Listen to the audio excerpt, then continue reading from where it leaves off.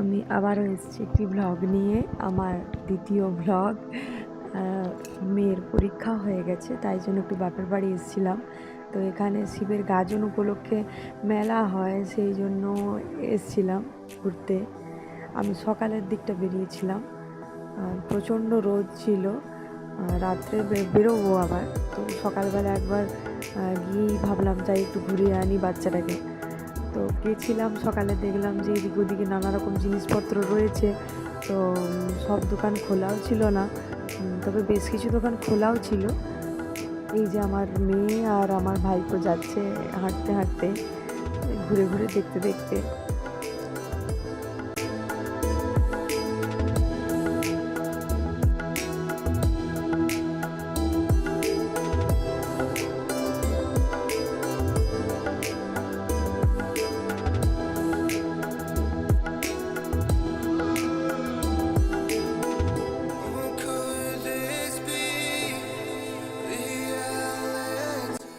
এই দিকটা নাগরদোলা বসে, এই বছর নাগরদোলা আসেনি, অন্যান্য জিনিসপত্র সব এসছে।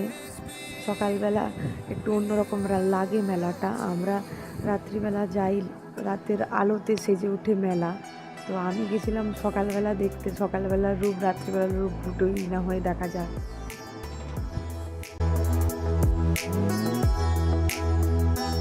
এটা হচ্ছে শরবতের দোকান, নানা রঙের শরবত পাওয়া যায়, কিন্তু আমি সাদাটাই খেতে পছন্দ করি, তাতে রং থাকে না।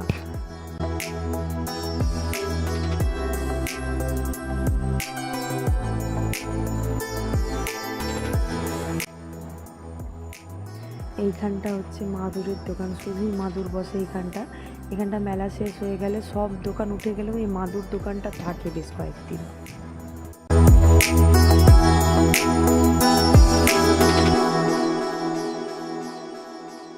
তো রাত্রিবেলায় এলাম আর একবার, মেয়ে এটাতে উঠবে বলে বায়না করেছিল অনেক আগে থেকেই, তো খেলছে এখন ওখানে।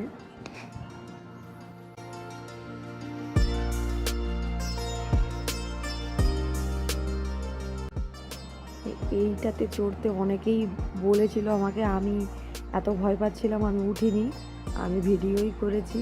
আমার উঠতে ভীষণ ভয় লাগে, এটা দেখেই ঠিক আছে।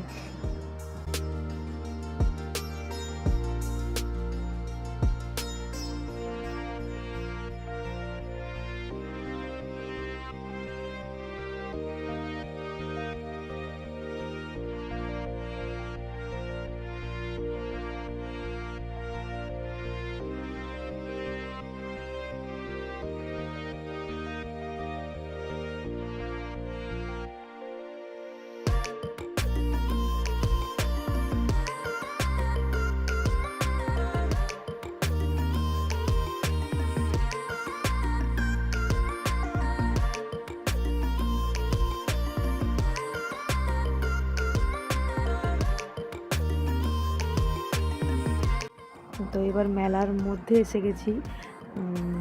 অনেক রকম জিনিস, আমিও কিছু জিনিস কিনেছি, সব মেয়েদের জন্য আর বাড়ির বাচ্চাদের জন্য কিনেছি। আমার জন্য সেভাবে কিছু কেনা হয়নি। ওদেরই মেলা, আমি যখন ছোট ছিলাম তখন আমি এসে এসে অনেক রকম বায়না করতাম, এখন ওদের বায়না আমি পূরণ করি।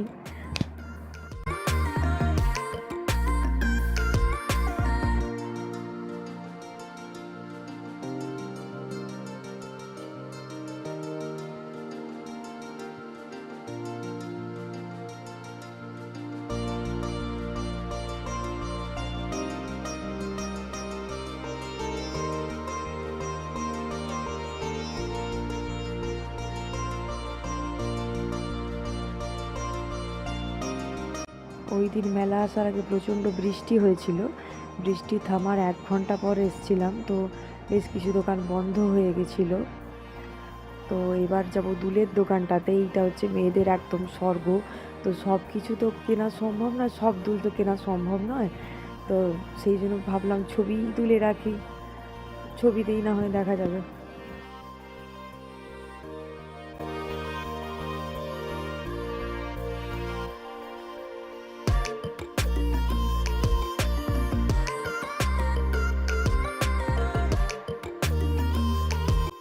পরের দিন বিকেলবেলা বেশ ঝড় উঠেছিল, ঝড়টা সবে শুরু হয়েছে, সেই সময় আমি ছাদে গেছিলাম। ছাদে গিয়ে ঝড় দেখতে খুব ভালো লাগে। আম গাছে আম ঝুলছে ঝড়ে, হাওয়ায়, খুব বেশ দেখতে ভালোই লাগছিল। এই যে ছোট ছোট ঘাসের উপর ফুল, এটা দেখে একটা লাইন মনে পড়ে যাচ্ছিল, আমরা ঘাসের ছোট ছোট ফুল হাওয়াতে দোলাই মাথা।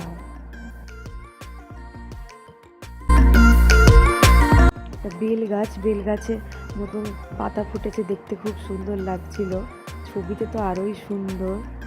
আর ওইখানে সামনে একটা মাঠ আছে, ওইখানে ছেলেগুলো খেলছিল, দেখতে ভালোও লাগলো যে বাইরে এখনো কেউ খেলতে বেরোয়।